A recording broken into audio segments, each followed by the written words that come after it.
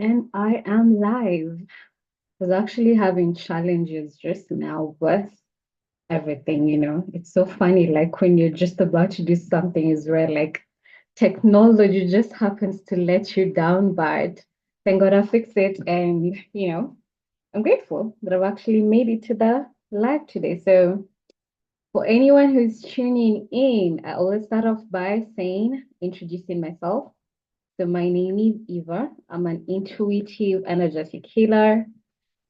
I do work with two modalities. One which is soul realignment based on working with Akashic records, and also the second modality is called quantum flow. And I'm going to be diving deep into that at the end of this live. So if you're curious to know more, especially on the topic where I'm talking about today, please stick through until the end of the video because I'm going to be sharing how these two modalities have been a game changer for myself and for the few people that I've been able to serve with this modality. So yeah, so my title of this live today is saying no to triggers. And the reason why I'm doing this is because in the country where I'm living in right now, there's been like a recent spate of people committing the most heinous acts you can ever imagine on another human being, mostly out of anger. Someone made them angry and then they overreacted. And I'm just going to leave it to your imagination to think of the worst thing that you can ever do to another human being. So we've had so many cases of that happening in my country, and it saddens me to see, especially when people are making the comments about that and taking sides of like, you know, the victim in this case has the right to receive the kind of punishment they were receiving because of what they did or didn't do to the aggressor. And it's so crazy just to see the level of judgment that's with a lot of people here. And that's the reason why I'm coming on live, just to share my views on this and hopefully help anyone who might be feeling emotionally or mentally triggered at the moment, and also giving you tips on how you can actually manage that, especially when they happen in the moment before overreacting. When someone makes you angry or causes you to react in a negative way, I'm going to be sharing tips on how you can go about not reacting in a manner that will actually inflict more harm to the situation, to yourself, and to the other person than you actually intend. Okay.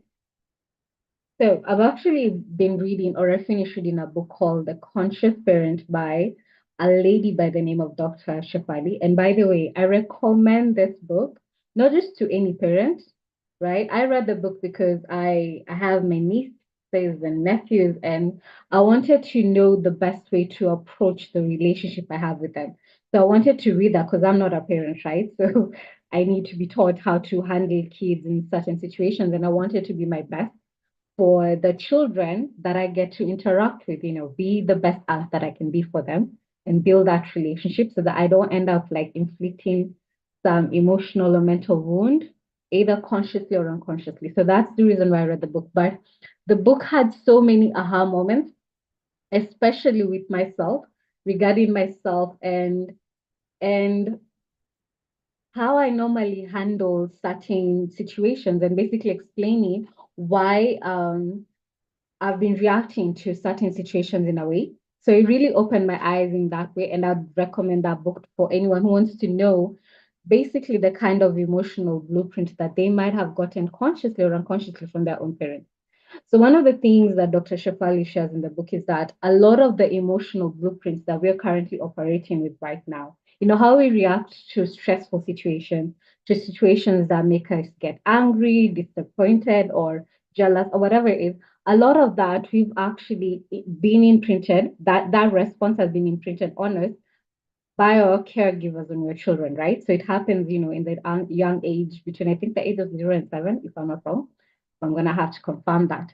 So a lot of how we react to certain situation, most of it, you'd find that the same way, whatever patterns our parents had or our caregivers had at the time, that's what we are currently operating with. And remember that back in those days, I will say that mental health, emotional health, all of that was not something that anyone really paid attention to. You just had to figure your way out of trauma. So it's not like today. So you can imagine the kind of wounds and trauma that we've been imprinted on, right? Now, again, for most parents, the ones who actually raise their children in a certain way, right? For some of them, it wasn't done with the sense of like, I want to punish my child. Again, it was probably done unconsciously. So we unconsciously picked up these patterns, right? And you find that some of it is, for example, I'll give an example. Like, do you remember when you were a child and when you cried? I love for you to just recall how your parents responded to that. For myself, it was depending on the situation, right? If it's something I had done wrong and I happened to cry, because of course I've been reprimanded, and the reprimand doesn't feel nice, right? It's a very negative thing for a child to deal with. How some of it, or sometimes that was handled, was either I'll be threatened with more beating or more reprimand if I continue to cry. So that was one of the responses. Or made to feel horrible for the fact that I was crying and yet I was the one on the wrong. So kind of like imprint of shame and guilt. Again, I will not blame the parents in this case because, again, they raised us as best as they could based on how they were raised. So it's something that's been passed on from generation to generation to generation. Okay. But I always say that it reaches a certain point where you can no longer blame your parents for who you are right now. There's a moment in time where you have to take responsibility and start making better choices so that you don't also pass on the trauma to another person, to your child, again, either consciously or unconsciously. So taking responsibility and starting to heal that trauma, okay? So giving those examples of like when you cried or when you were sad when you were a child, probably maybe when you were sad and you were crying over just something small, kids always like triggered by the weirdest thing, right? And you'll find that instead of us being taught how to just sit and process our negative emotions ourselves, most of the time the adults, because even then it's uncomfortable to confront the negative feelings, they will instinctively want to comfort the child, to make them get rid of that negative emotion of sadness by giving them a treat or something like that, right? That I'm sure if you're watching this, you've encountered that from time to time. And I will say from my part, also the way I handle sometimes my nieces and my nephews, right? Before I read the book, it will be based on that. So anytime I found them feeling sad or angry or something, my immediate response was, I want to help them stop feeling those emotions. So what that does is that it tells the kid that having negative emotions, that there's something wrong with that. So it instills a judgment of negative emotions. So in that case, instead of now the child learning how to resolve those negative feelings with themselves, because you've been taught to feel shame and guilt and do whatever you can to avoid these negative feelings. Now, fast forward to adulthood, you find that, first of all, for maybe a child who was not even allowed to express those negative emotions and made to feel horrible for expressing them, they had to repress those feelings within them. And what happens, right? At some point in time, someone is probably going to do something that will trigger your emotional response in such a horrible manner. And this is where you find most people now overreacting. Okay, so I'm in no way trying to pass judgment on the people who've been committing this heinous act, but I will say that if you've not been able to or been taught how to process your negative emotions in a healthy manner before blaming or attacking another person, chances are you are eventually going to overreact. For most people, it's probably not going to get to that extreme, but in some way, this is where you find someone screaming at you, someone wanting to hit you or something because of that repressed emotion. Because when they're children, they were taught not to express them, that there was something wrong with expressing their negative emotions. For some people, because of that, they're unable to just sit and resolve that for themselves. You find that when they become adults, the easiest thing for them to do, because if I feel sad, rather than sit down and process that emotion of sadness, I'd rather numb my feelings. I'd rather numb that negative emotion. So what do most people do? That's how you get the addictions, right? Because I'm unable to comfort that negativity within me. Let me numb myself with something on the external world. AKA now what you were being given by adults when you were a child, giving you a sweet treat or something to help you stop feeling horrible. So for people right now, will be reaching for the alcohol, reaching for the drugs, reaching for retail therapy, going through social media, food and all of that, right? Like you find addictions to things that help you numb the pain all because you're just not able to sit with yourself and resolve those feelings for yourself. So once you start looking at that, right, and you see that you're getting triggered by someone else. So here are the couple of things that I've discovered about emotional triggers based on my experience and observing how other people respond, right? One thing is that when you find yourself triggered in any kind of situation, chances are it's not that person's actions that are triggering you. Chances are it's something within you that's been touched, a past memory that you've been repressing within yourself, usually stored within your nervous system, right? And when that person does something that just triggers that wound for yourself, that is what causes you to overreact. And this is what happens in most cases. I'll say for me, I'll give an example for myself. Just recently, I found myself getting triggered by, when you're having a conversation with someone and then someone just happens to pick up a phone call, right? In the middle of a conversation with you, that honestly used to trigger me. Not even too long ago. I would say just a couple of months ago. It would seriously trigger me. Because in my head, I'll think like, that is so rude. Like we're having a conversation. Why would you pick up the phone in the middle of that? Hold on, finish talking to me, and then respond to the phone call. That's what I thought. But when I caught myself getting angry, I took that opportunity to actually sit down and reflect on why is it that I'm actually getting triggered by this? Because it's not about that other person, it's about me. And this is what triggers are about. It's about you trying to heal. You're supposed to heal whatever core wound that is. And that's the reason why you're getting triggered. That's the reason why the universe sends this person to help remind you that there's an unhealed part within you that you need to find or face and heal, send it love, and all of that. So for me, once I just went in and I reflected on that, I found out that the wound that was touching was that the wound of not being seen, which is something that I struggled with since childhood. So once I discovered that, then I was like, yo, that's a false belief. It doesn't mean that this person, when they pick up the phone call, that I'm meaningless or I'm worthless or the conversation we're having was worthless. It's just that that is happening in that moment and I need to be okay with that. And literally, the minute I discovered the reason behind that, the trigger just kind of like melted away. So I'm inviting you that the next time you find yourself getting triggered negatively by someone else or some other situation, take that moment before you now start blaming that other person and saying that you did this to me and you attacked me, all those kind of things, because the immediate response of your ego is always to attack when it's been attacked, right? Before you do that, literally something that can save your life is just sit down and reflect. Sit down and just find out, why am I getting triggered? Because that's the only reason why that's happening. One thing you might not know is that literally no one outside of you has a way of making you feel or act in a certain way. The only reason that happens is because you've given them the permission to do that. So if you're getting triggered, it's because you're allowing yourself to be triggered. So again, it comes back to the relationship that you have with yourself. It's never about that person. The universe or the divine or God, whatever you resonate with, is only sending this person to help remind you of that. So whenever you go through even whatever kind of painful situation, don't look at it like I'm being punished or this situation is so unfair or whatever. It's only happening to help you grow and evolve. And in most cases, it's to heal those aspects of ourselves that we might have forgotten that we even had before things get, really bad. So when you find yourself again in that situation, literally take 5, 10 minutes to just pause and reflect. That can save your life. Okay. Because what I tell you is that if you decide to react in that moment, chances are you're bound to say something or do something that you will eventually end up regretting.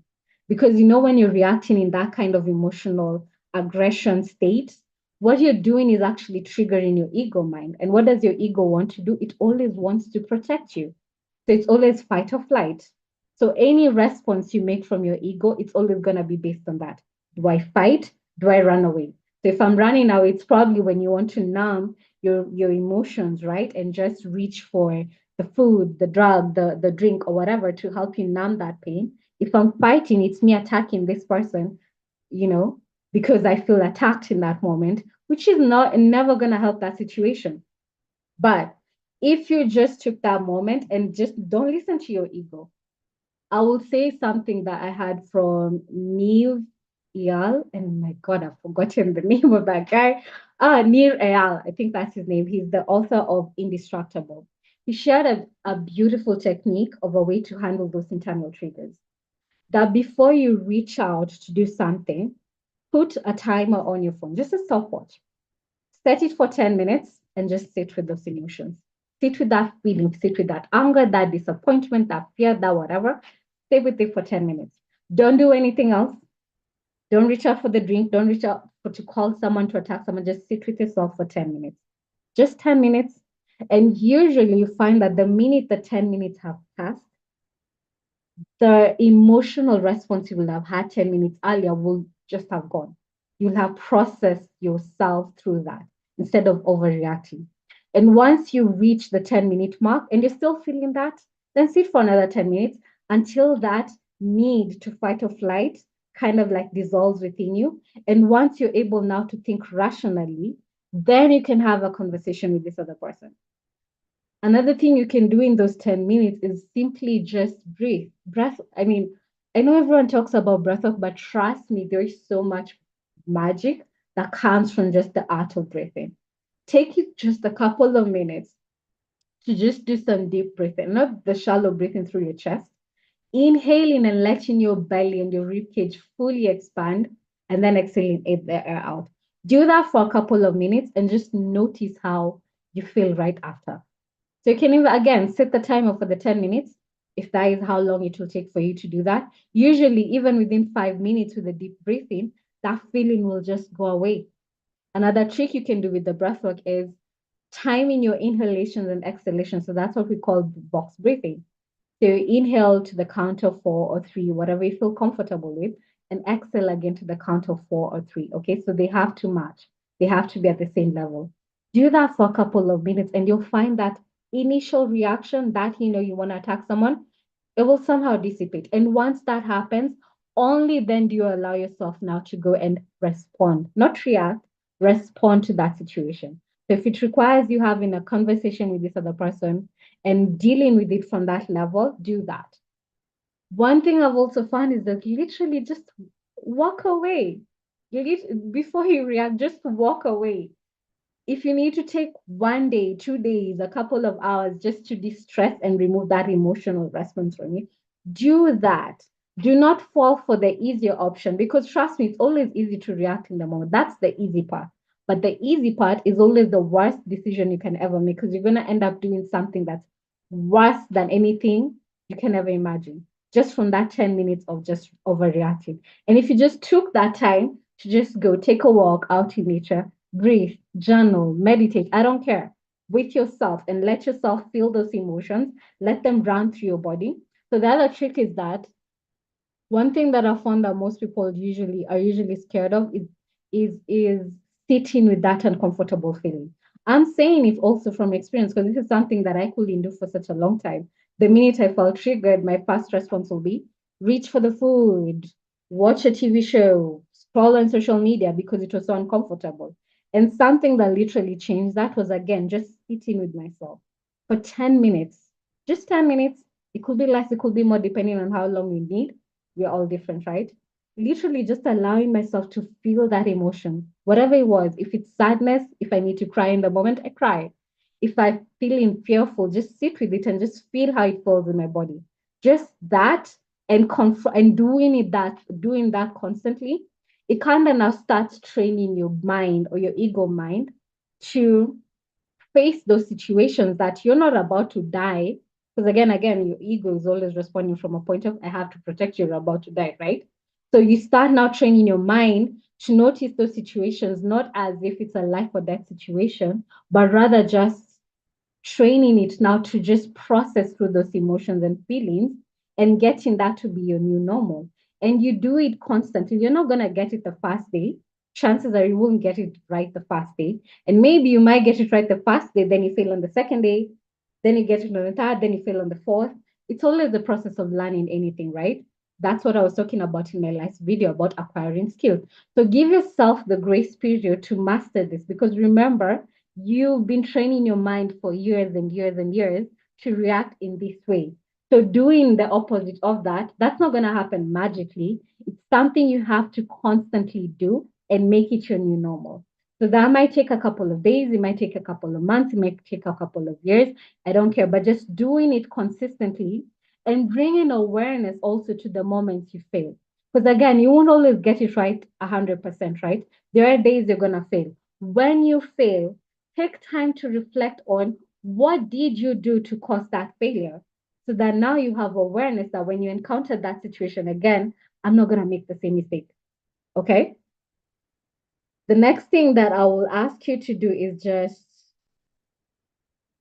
if possible, because here's the thing, right? You can never control the other person's actions.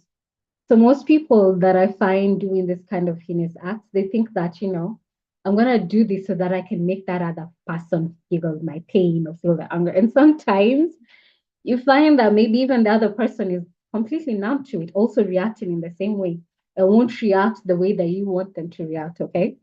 So do not approach it in a sense of, I'm going to do this so that the other person does that.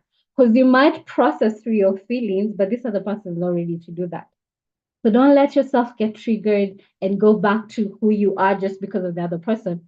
You have to take responsibility for yourself. One thing that I actually literally just said to my niece on the weekend when I went to visit her was that you cannot do the wrong things just because other people are doing it. Okay. So at some point, you have to come back to yourself and you say, what? You know what? I don't like the way I do this. I have to be better. So even though the other person still wants to bring you down to drama, remember this is what you've been training them to do, right? Because that's how you've been responding. And it also might take time for them to register the new version of you. So you have to give them that time.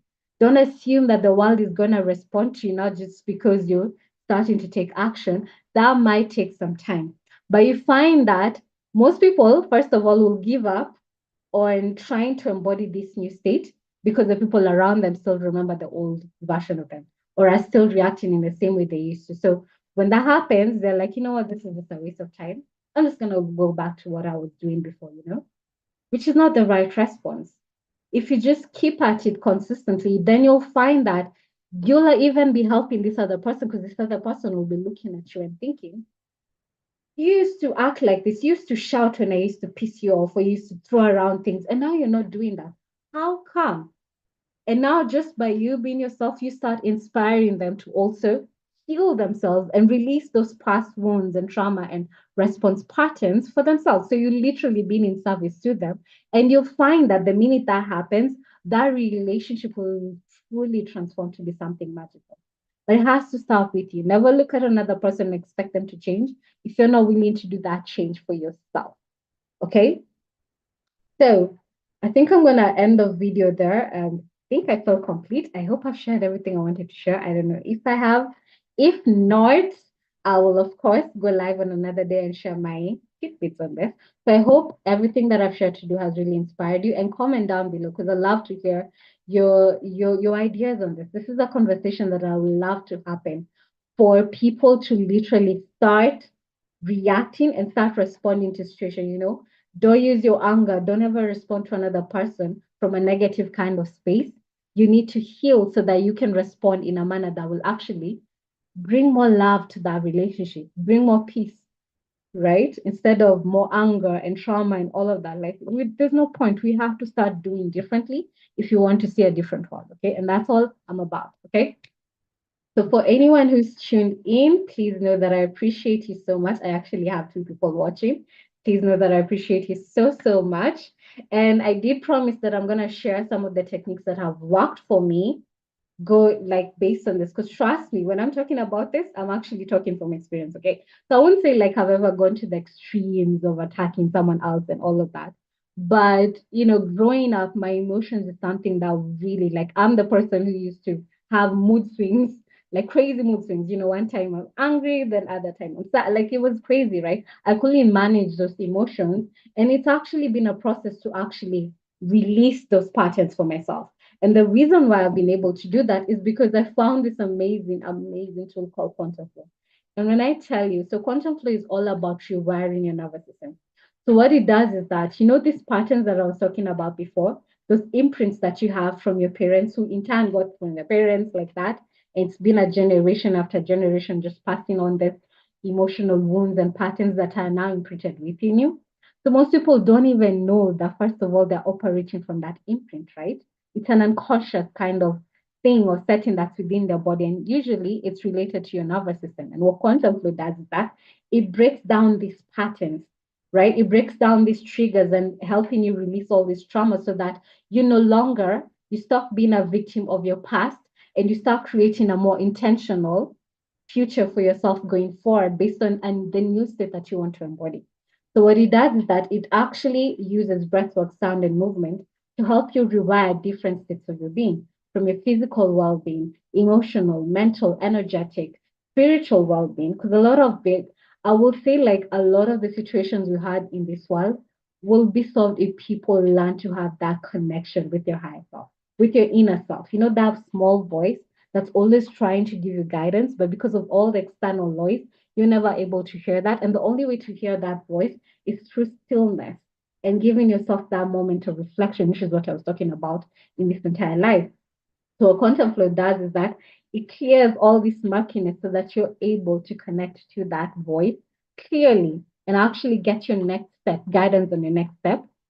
And what I found is that literally I wake up Sundays and I'm like a completely different person. I've done this process since 2020. Okay. So I can tell you that I will say my healing process has been accelerated. Just this year, like I was telling you before, that I will find myself getting triggered when someone picked up a phone. Something I've actually had for years, and now all of a sudden it's not there, right? Part of that is because I was actually able to break down that pattern easily with quantum flow. So literally, the triggers that I've had in the past based on this, it just magically went away. And this is the gift that I want to give to you. It's a huge game changer. Again, it is a sound work, breath work, movement, and all of that to help you break down these patterns, to help awaken a more amazing, better version of yourself. So if you're curious about this and you want to learn more, I'm gonna leave a link to that down below. You can book a session with me, or if you're curious and want to ask more questions, you can book a discovery call or connect with me on Facebook or Instagram and ask any questions that you have of me. Again, I'm gonna leave the links to that in the description box. You can check my about section and just see the way you can connect to me because I have links there. The second modality I do work with is called soul realignment. So a lot of the experiences and the people that we've attracted in this lifetime have literally nothing to do with who we are right now.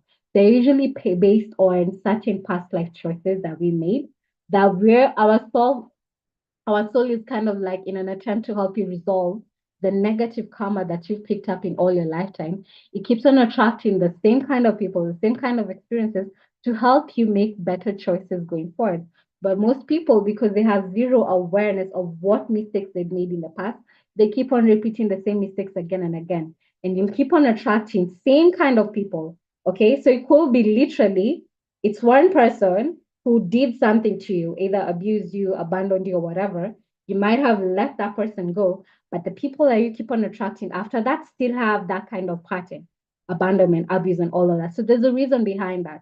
It's only probably because you made that choice in the past and your soul is trying to help you resolve that. So what soul realignment does is that it actually goes to that soul story, helps you identify that story.